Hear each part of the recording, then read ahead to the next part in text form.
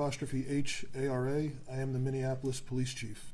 And with me is Minneapolis City Council Member Jamal Osman, Jamal-Osman. And I'm going to talk about crimes that happened yesterday. So within a span of just a few hours, Minneapolis police responded to multiple carjackings and robberies across the city, including the carjacking of City Council Member Jamal Osman. Later in the night, in an incident completely unrelated to this particular crime spree, Minneapolis police officers arrested two adult suspects that were from a separate carjacking and a separate vehicle pursuit. So I'm going to talk about the crime spree first, and then the separate carjacking and pursuit. As a result of all of this, there's currently two juveniles who have been arrested for this main crime spree, and then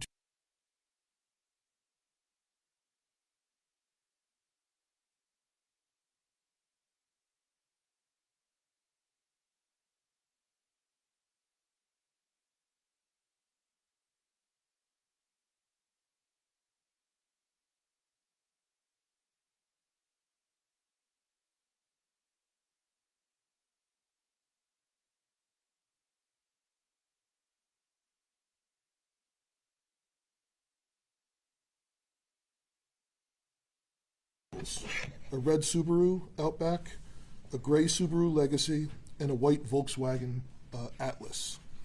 It began around 2 p.m. yesterday in Minneapolis, where a Subaru Outback was stolen from the 1600 block of First Avenue South after the victim inadvertently left her key fob in the vehicle. Then over the next several hours, the suspects used that Subaru to commit multiple robberies and attempted carjackings across the city, including one at Elwood Avenue North and another near Hennepin Avenue, where a victim was assaulted as suspects tried to take his vehicle. Around 5:15 p.m., officers were dispatched to a disturbance on the 600 block of Elwood Avenue North and found a woman who said she was putting her daughter in the car when a suspect got into the driver's seat and attempted to drive away with the car. The woman then jumped on her daughter in the back seat, and as she did so, the suspect who was driving the car began punching her in the face and in the head. The suspect then jumped out of her vehicle, and the vehicle struck multiple lane markers before she was able to bring the vehicle to a halt. Shortly thereafter, at approximately 6:31 p.m., suspects carjacked a gray Subaru Legacy near the 1600 block of Hennepin Avenue, where they threatened the victim and smashed his cell phone before stealing it and fleeing. Just over an hour later, at 7:57 p.m., those same suspects, we believe, committed a separate carjacking of Councilmember Jamal Osman near Lake Street and Portland Avenue. The suspects threatened the councilmember with mace and stole his white Volkswagen Atlas. Fortunately, Councilmember Osman was not seriously injured, and I want to thank him again for his cooperation with our investigators and his composure throughout this. Within minutes of that last incident, 5th Precinct officers spotted both the stolen Subaru Legacy and the council member's Volkswagen near Lake Street and Pillsbury Avenue. Because the vehicles had been taken and suspected to be involved in a violent carjacking, the police officers attempted to stop them, and both vehicles fled, striking several uninvolved cars in the traffic. One vehicle crashed into a fire hydrant. Police officers pursued two suspects who fled on foot and arrested them after a short foot chase. A replica firearm was also recovered at the scene. Both of these suspects, aged 15 and 16 years old, were taken into custody. The Volkswagen taken from the council member was later recovered near Lyndale Place in North Minneapolis and is being processed for evidence. Of the two juveniles who were taken into custody, one of the juveniles is known to us, the other is not. Our juvenile investigators are now working to ensure accountability for their involvement in these crimes.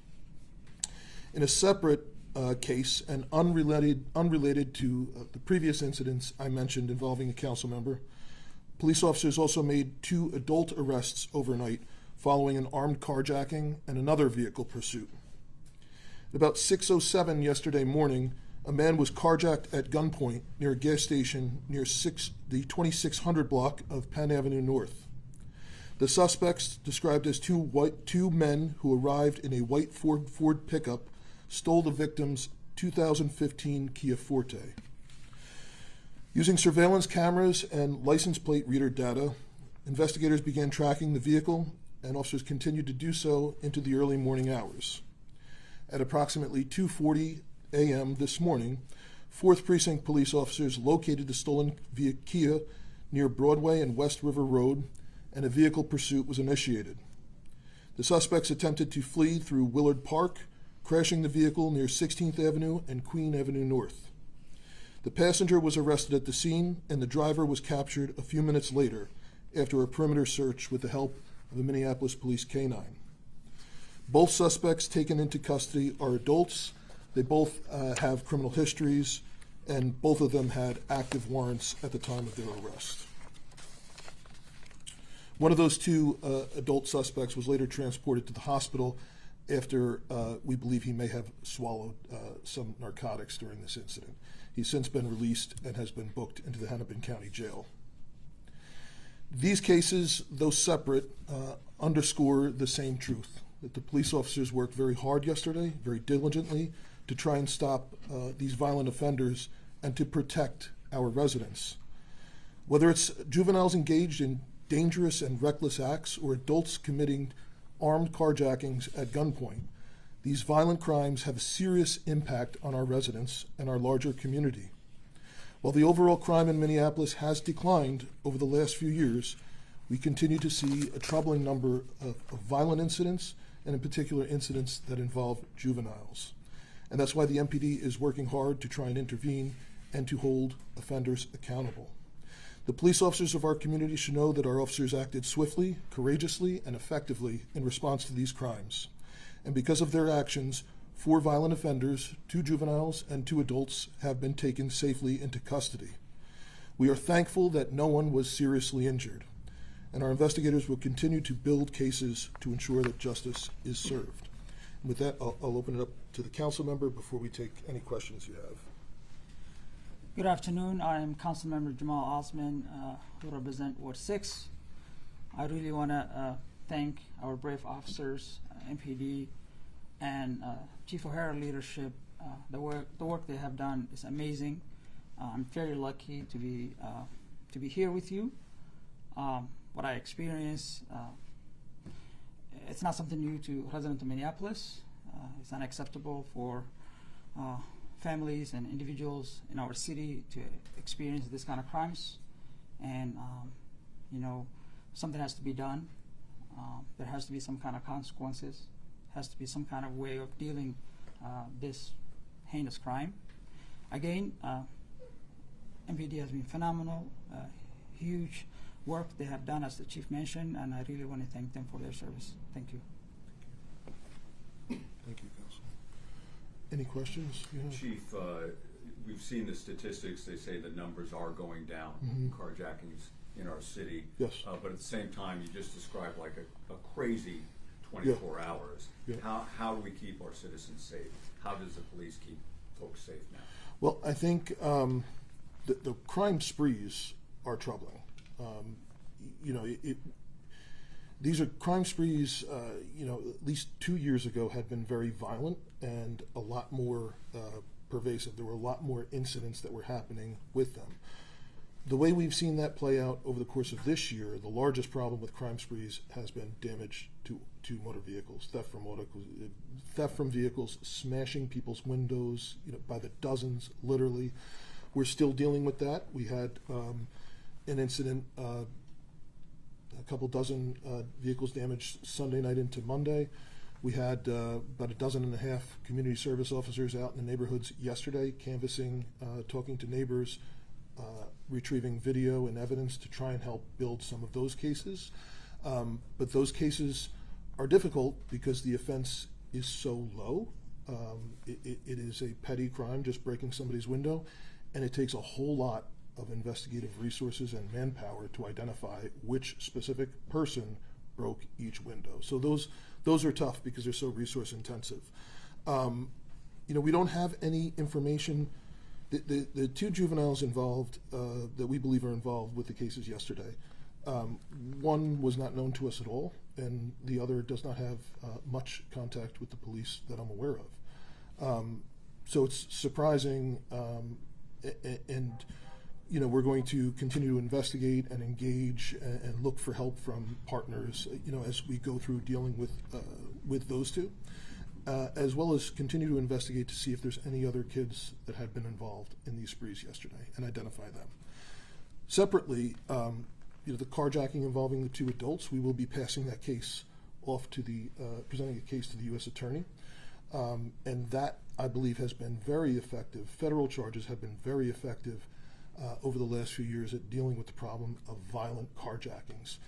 But that is only relevant when the carjackings are committed by adults, because the federal court doesn't have jurisdiction over juvenile offenders. So again, the larger trend positive, but this shows we still have urgent issues that we need to deal with, and I'm thankful that the officers handled them swiftly yesterday.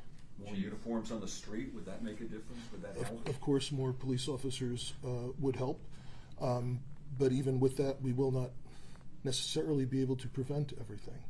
We'll just be able to respond better, but certainly greater police presence itself will help deter. It'll help bring more people into the city, and we'll have more people on the streets that feel safer, and that in and of itself helps decrease crime.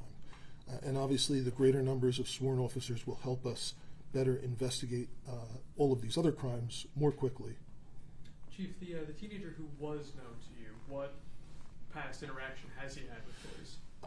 I don't have all the specifics. I know from the supervisor that oversees our juvenile unit that there were a couple of police contacts with him, and I believe one case where he may have been charged. That's it. It's not anywhere near as significant as the juveniles that we focus on. We focus on the juveniles that are kind of the smallest percentage, but they're the most at risk. They're at the extreme, where they're having lots of contacts with police and very, very dangerous and reckless behavior.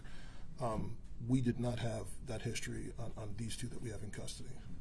You noted that the data is going in the right area. We did speak with some neighbors today who are exhausted with this, whether they're the victim of just a simple smash and grab or something more heinous like you described happened yesterday. What can you say to those folks? It obviously,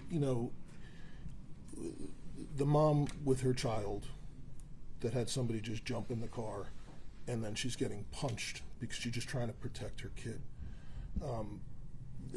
That's totally senseless.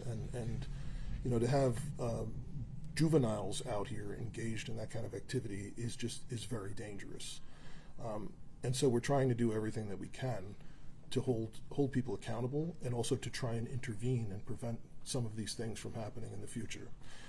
What happened to the council member is very serious. That's why, it could have been even more serious. They were threatening him, these are violent crimes. These are violent carjackings, and we encourage people to we encourage people to always remember that property can be replaced, but your life can't be replaced. So I think that's the most important thing.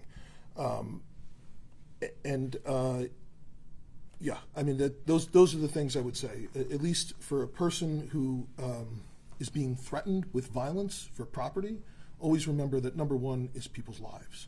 But obviously it's a whole different dimension to a mom who's just trying to protect her child.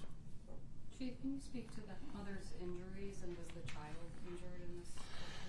Child's not injured that I am aware of, and I don't believe mom had any significant injury. Our investigators were just talking to her again before, about an hour ago. And just to clarify, that assault occurred while the car was inside of the moving? car while the car was in motion. So she got out of the car briefly, I think to put her child in the car. I think that's why she got out. And the suspect jumped in the driver's seat. And so she jumped on, this is my understanding, she jumped on her child to protect them. Car began moving and he began punching her in the face and the head, until finally then jumping out of the car while it was still in motion. And she was ultimately able to bring the car to a stop. I have a question. If someone is carjacked, what do you do? If I'm carjacked, do I just back off? Have my car? Like, what is? Not that you want people to have a little training on what to do if they get carjacked. If someone is robbed or carjacked or observed any of these crimes or any activity that they think is related to this, please try and get us as much detail as possible. It's a very stressful situation. So it's not going to be someone's, first thing on their mind to try and get us the license plate, to try and let us know any descriptive information that can be helpful. But those types of things can make a difference where we're trying to quickly try and apprehend someone. If they're able to calmly try and remember those type of descriptive factors and call 911 immediately. Chief, any new leads on Lowry Hill at all? The vandalism of the cars? So we had about a dozen and a half community service officers out there all day yesterday canvassing a variety of areas. There is some video that they have recovered. They spoke to some additional victims, and that information is being handed off to our investigators. Still working. Still working. Can we speak to the councilman Sure, for yep. 1 second? Can you kind of run through the narrative, what happened to you? What were you doing? Yeah, I was actually heading home. Came from community meeting, and not far away from my house, there's this new waffle coffee shop that opened up. So I pull over right there to see and grab something, but I had a phone call, so I was talking to my sister on the phone. Yeah, just didn't really think it was gonna happen to me. I mean, but I saw a couple young boys getting out a car in front of me. They parked and didn't think of a lot. So they were gonna go inside the store and buy, coffee and stuff like that. Just started minding my own business, talking on the phone, and they opened my passenger door. Unfortunately, it was open because I was ready to get out. I must have unlocked it, and he just he had a mace. He handed the key to me, so didn't really process it super fast. I was like, what? I thought it was someone that was looking for help or something. So right away, I realized it was someone that was with him. Another person was holding his weight, like he was pretending he had a gun. So I didn't really want to, involve. Like the chief say, life comes first. So hand the key out, I stepped out, and the young man came around. He was scared. I could see him getting in. So he got inside and took off and called the cops right away and had my plate information. And 10-15 minutes later, they made that initial contact where vehicles were damaged. So overall, it's really unacceptable for any individual, doesn't matter what age you are, to be doing this kind of crimes. People's lives is on the line, and there are a lot of things we need to do as a community. We have to prevent these kind of things, and also talking to the parents, know what your kids about. This are 15, 16, what you should know where your kids are and what kind of crimes they are committing. It's unacceptable. I have seen many people that had it worst, that have been hurt, and I'm very lucky to be here and to have just amazing police officers on the street doing this every day. So they were like waving the mace at you, like they were waving the mace at you and pretending they had a gun. So didn't want to get involved in any of that. So hand the key to them. Councilmember, first, glad you're doing okay. You mentioned in the statement that you put out that this just shows that there is work to do. You've said words to those effect here this afternoon. What kind of work are you talking about? Is there potential legislation that the city could work on that tries to target this issue? Yeah, I think we have to continue to support young kids, especially at even younger age, at middle schools. Make sure that they have an opportunity to be mentored by adults and create after-school programs, help them with employment, and also parents. Number one responsible is parents. You have to know where your kids are. Even if you need help, seek out. There are organizations, there are other people that are here to help. So, as the leaders of City of Minneapolis, we have to start early, talking to our kids, making sure this kind of thing doesn't happen in the community. Otherwise, it's going to continue going. And also, I'm not a really legal expert, but there has to be some kind of consequences with the action. If individuals know they can get away with this kind of heinous behavior or crimes, they're going to continue doing it again. So prevention and also consequences. That's what I'm going to wrap it up. Do you feel targeted because of your job, or do you think this was the No, car? no, this was just a normal night. Really, they saw a vehicle that What time was it? I'm sorry. around 8 o'clock, Okay. 7:57. I saw them walking towards me, so I thought they were gonna pass me and get into the coffee shop. But not every day you think about somebody's gonna come take your car. So Chief, to the point about targeting, in this case, have you seen, is there a common denominator as to why these two teenagers tried to steal from the people they did, or the cars were targeted? Obviously, two of the vehicles are Subarus, at least two of the vehicles that we know of.